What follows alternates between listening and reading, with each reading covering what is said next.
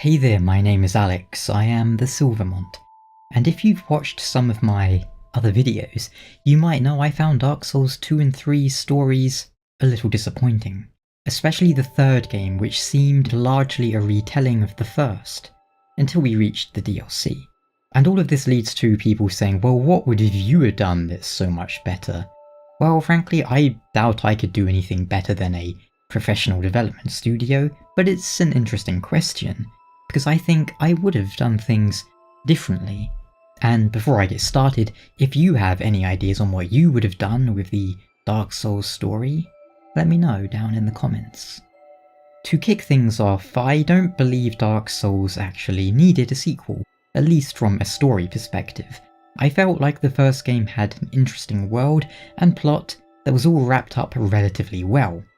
Of course, I had questions and things I would have liked explained in more detail, but overall I was satisfied. If there had to be a sequel though, I would have gone vaguely in the same direction as Scholar of the First Sin went. Personally, I think Dark Souls 2 was actually a better sequel than the third game, because it kept familiar themes whilst moving away from the first game. As in, we didn't have Siegmeyer clones popping up, even if we had characters reminiscent of Siegmeyer. And whilst I think Dark Souls 3 is overall a better game, too much of it feels like a retelling, retreading, remaking of the first game. So here is what I would have done. The Throne of Once storyline is scrapped completely because it's stupid. The intro cinematic for Dark Souls 2 would detail Vendrick and Aldia, two brothers who studied the effects of the undead curse. Their research led them on divergent paths. Aldia believed the key to breaking the curse lay with the dragons who existed outside of the cycle of death, undeath, and so forth. Vendrick believed the answer lay with the abyss. This led Vendrick to Nashandra, a fragment of Manus. Nashandra's thirst for power led to Vendrick's conquering of the land, and then once Drangleic had been established, or the lands around conquered, her thirst for strength did not end there, and she encouraged Vendrick to turn his view further afield. This led him to the giants.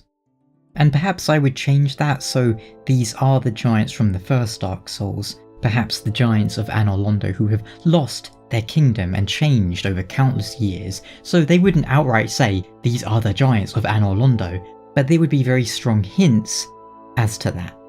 Without Gwyn to lead them and dragons to fight, they became something more of a directionless horde, barbarians almost. Vendrick steals from them either the Lord Vessel or Gwyn's crown, which the giants keep but have no real memory of what it actually is. They just know to them it represents something very ancient and important. And the game wouldn't need to call it, Gwyn's crown. It could just be Crown of the First Lord, which is still very obvious without being an outright confirmation. Now this clues Vendrick in, and eventually, as the giants invade, he realises what Nashandra is, and how her thirst for power would lead her, eventually, to the other crowns. So he seals himself away, unable to strike her down. As is the case with normal Dark Souls 2, Vendrick has mixed feelings towards Nashandra, a mix of hatred and love. But without him, Nashandra would have no way to pursue her goals, especially with the strength of Drangleic greatly diminished by the invasion of the giants.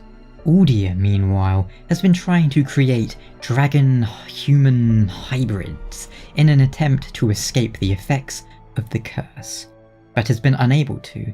The dragons are all gone, after all, and he only has incomplete material to work with.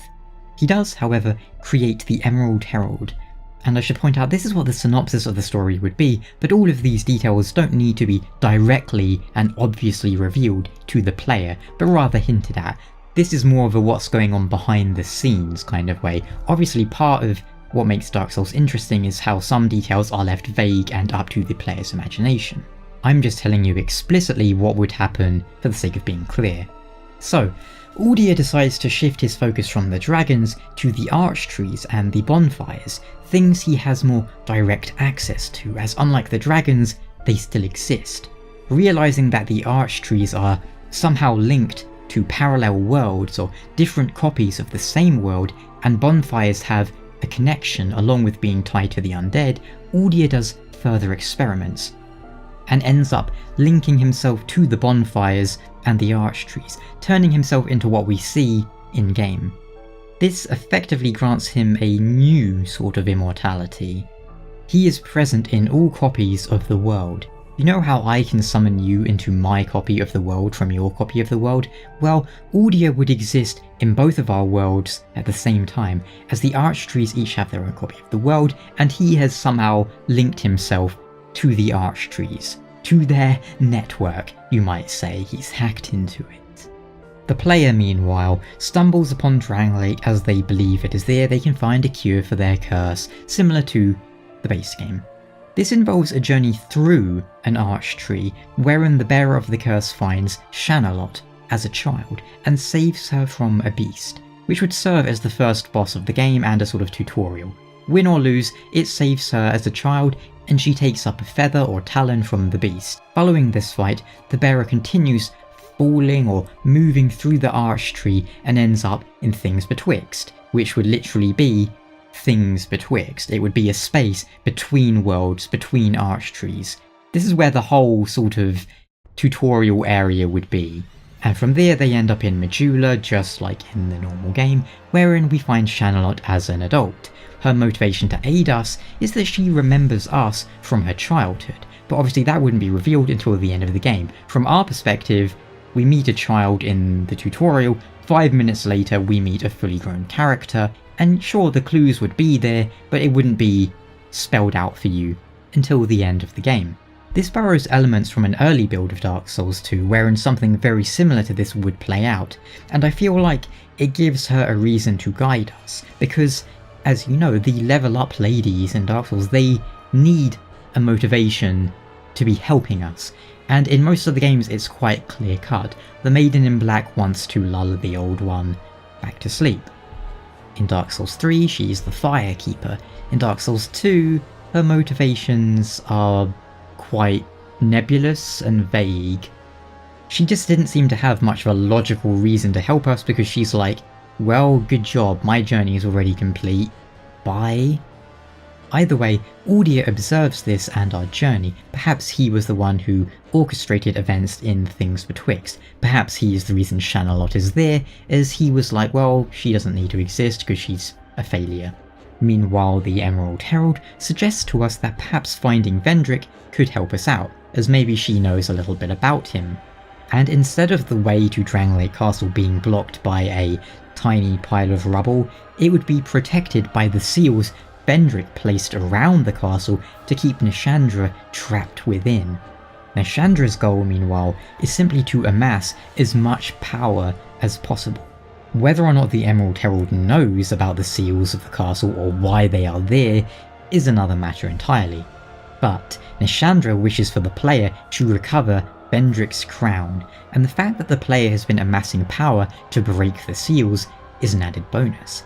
The Throne of Want area would instead be an area housing Vendrick's crown, or perhaps Gwyn's crown, and once the bearer of the curse opens the way with their own power and defeating the guardians Vendrick left behind, the Throne Watcher and Defender, who in this version I think should possibly have names, or at least more of a connection to Velstart. Doesn't need to be a huge one, but just more of something linking them together, as they are part of like a trio.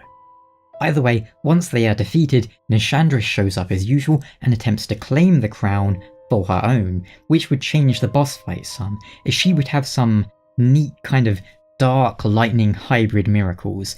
Prior to this, she would show up looking just as she does, usually looking kind of like Dusk. At the end, she would transform, but it would be less of just some weird giant Nito skeleton lady, and more of a sort of hybrid between dark and light. She would be using Gwyn's crown to have fancy dark lightning hybrid miracles. Think like a sunlight spear, but instead of being made of sunlight, it's made of dark light. And in general, that fight should just be a lot more interesting than what we got. Think vaguely more like the Elfrida fight, in that it's a humanoid female, maybe a bit taller than average, using some interesting abilities, instead of just a big blob that does nothing to you whatsoever. The rest of the game plays out much the same as it does in Scholar, with the option of the ending wherein you gather all of the crowns and leave Drang Lake, with Aldia realising there is in fact a way to break the curse, or rather the cycle that leads to the curse. It could be that the two endings are, one is joining with Nashandra to have a sort of Dark Lord ending where you are the new Vendrick and she is your queen. The other one is defeating her and then having, all the crowns involved as usual. But following this, many cycles pass, and Aldia's gradual influences mean that things are getting, on the surface, a great deal worse. He's been trying to shift events towards the cycle never being completed, which means those who previously linked the fire are being brought back by some force beyond our understanding to link the fire once again. Of course, if we're following directly on from Dark Souls 2, you have the slight issue of, well, what if the player joined with Nashandra instead of killing Nashandra? Good question. Maybe it's better we leave that out and Nashandra has to die, or you could have some sort of save import feature where if you joined with Nashandra, maybe you get a secret boss in Dark Souls 3 where you can fight Nashandra and a boss called Bearer of the Curse, who's like a shadowy figure who's been warped over hundreds or thousands of years into some kind of gross looking Manus thing, But yes, those who previously linked the fire are being brought back to link the fire once again, because it's not being done. Aldia has been giving Lothric doubts, so Lothric decides against linking the fire, leading to the events as we find them in Dark Souls 3. Meanwhile, the Painter Girl and Gale would be introduced to us much earlier on in the story. Gale would remain a nobody, simply an undead warrior who has existed for more years than we can comfortably comprehend. The Painter Girl desires to create a new, painted world wherein the cycle does not exist. Aldia, meanwhile, has been observing forces that keep the cycle in motion. His reasoning is, if the combined strength of several lords is enough to imbue an object with the strength to escape the curse, then enough soul power could reshape the reality we know as a whole. The Painter Girl would be escaping the cycle by creating a new reality, whereas Aldia wishes to change the existing reality. Now, from here there's a few ways we could do it. We could have one option being siding with the Painter Girl and Gale, and the other would be fighting Gale.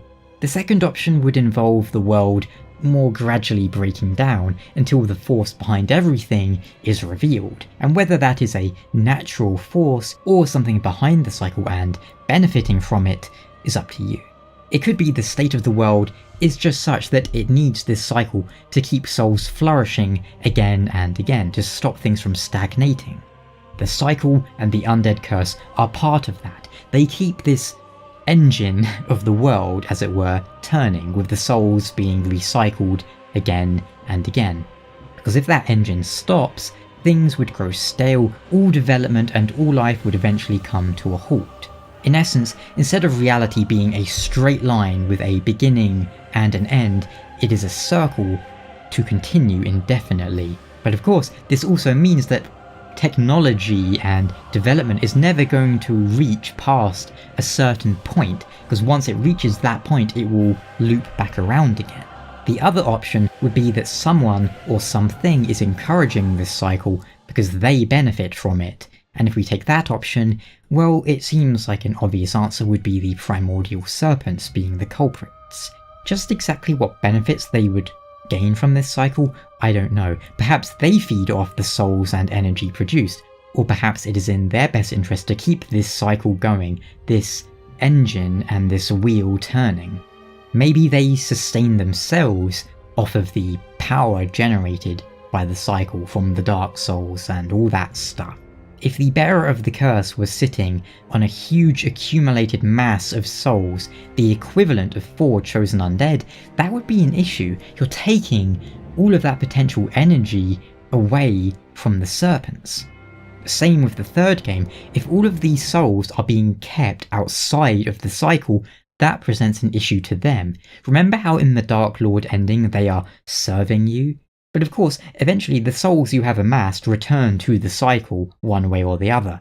Who is to say once you are the Dark Lord, Frampt isn't out there also telling some other undead that he needs to crack your head in? Eventually, one way or the other, those souls return to the world via the linking of the fire. Think about it. In the first Dark Souls, if you link the fire, all of the souls you obtained during the course of the game are going into the fire and then presumably bursting up and spreading all over the world. If you're the Dark Lord, the same thing is bound to happen eventually once your Dark Lord character dies. Either way, the serpents are very involved and able to monitor and probably control the situation through manipulation. As Aldia knows, the bonfires and archtrees would share a connection. Could be the bonfires are how that energy is spread throughout the world and what the serpents are feeding on, like a parasite. Either way, the painting ending would be akin to the Bloodborne first ending, in that it's the simplest of them all. Gale is gathering the Dark Soul for the Painter Girl to use. Perhaps at the end you two have to fight because you are each in possession of a large piece and there's no other way to unite it. Just like how it is in the game right now. So maybe that would be the better case for the Painter Girl ending. You would fight with Gale, go back to the Painter Girl, voila. Very much like how it is in the game, only we would have a cutscene instead of her just going, I'm gonna paint this, bye nerd. Doesn't need to be, some sort of super dramatic cutscene, just something to give us a bit of closure. The Bloodborne DLC ending is one that I often bring up because it's one of my favourite endings in any of the Dark Souls games. It doesn't really tell us all that much, but it always filled me with a very satisfying sense of closure to Bloodborne's story as a whole. And I feel like that is the ending many Dark Souls games should aspire to, as it were. The other ending for the game would be if you find more clues throughout the game. Again, to draw a very easy comparison with Bloodborne, if you just let Gehrman kill you, that's, the first simple ending. Whereas if you find all the umbilical cords, then you get the more fleshed out ending. That's how it should work in Dark Souls 3 in this hypothetical situation. Not saying it's literally find umbilical cords, but something like that. Finding things or secrets in the world that lead you to this conclusion. And it would give you more finality to the series as a whole. It would be the true ending, so to speak. Just say the serpents are behind everything, just for the sake of it. We use the acquired power of many Lords of Cinder to enter their realm or bring them into ours. Cue a fight with some sort of world serpent boss. Alternatively, if what we are fighting is a more natural state of the world itself, then our final boss could be Aldia. Perhaps he doesn't wish us to break the cycle because it would involve destroying the archtrees that he is now linked to. In any case, I think it'd be neat if we could summon Gwyn and Vendrick for these final boss fights. Maybe that's getting a bit too fanservice-y, but when I look back at Dark Souls 3 with the final boss and how it, brings in Gwyn's theme, it was already kind of fanservice-y, so I don't know, maybe it wouldn't be too out there. What do you think? At any rate, instead of Dark Souls 3 being about gathering the lords and taking them to their thrones so that we can warp to the Soul of Cinder, it would be about gathering the power of old Lords of Cinder so that we can amass enough power to A, complete the Dark Soul and finish the painting in one ending, and B, break into a space between worlds and time and destroy the World Serpent or the Archtrees to break the cycle and end the curse. And again, none of these facts would be laid out as plain as I am placing them here. It would all be delivered in far more subtle, vague, and nebulous ways. These are just the ways I can think of to make Dark Souls 3 feel more satisfying a conclusion to the Dark Souls story. But I'm not saying it's the best way. Maybe it wouldn't work in the game at the end of the day. See, I don't have too many issues with the Gale and the Painter Girl plotline. I find that a lot more interesting and satisfying than just do Dark Souls 1 again, because I don't want to do that. I've already done it like 50 times. It's more the main game I have issues with, as I feel there wasn't any satisfaction in the endings. What are our options? We link the fire, we don't link the fire, we steal the fire? I mean, the stealing of the fire was quite interesting, but for the most part, it all just felt like, oh, let's do Dark Souls 1 again. Now, if they're planning to make a Dark Souls 4 at some point, then I guess it's not so much of an issue.